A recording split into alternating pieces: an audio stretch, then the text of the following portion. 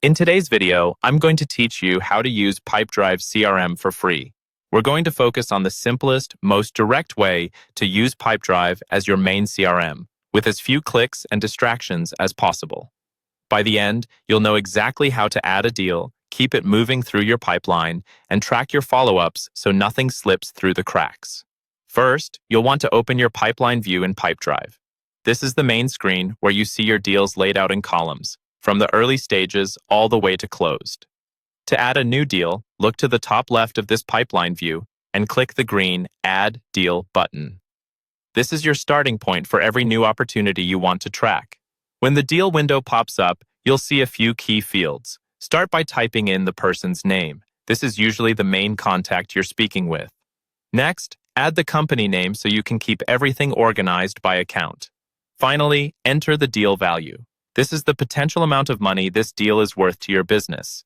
Keeping this accurate helps you understand your pipeline's total value at a glance. Once all that information is filled in, click the green Save button. Your new deal is now created and automatically placed in the first stage of your pipeline. Now that the deal exists, you need to make sure there's always a clear next action. On the deal card in your pipeline, you'll see either a yellow hazard icon or a gray clock icon. Click that icon and choose Schedule an Activity. This is where you tell Pipedrive what you plan to do next, instead of just letting the deal sit there. In the activity window, choose the type of activity you want to log, such as a call or an email. Set the date and time so you're reminded when to follow up. Then click Save. This simple habit of always scheduling the next activity keeps your deals moving and prevents you from forgetting any follow-ups.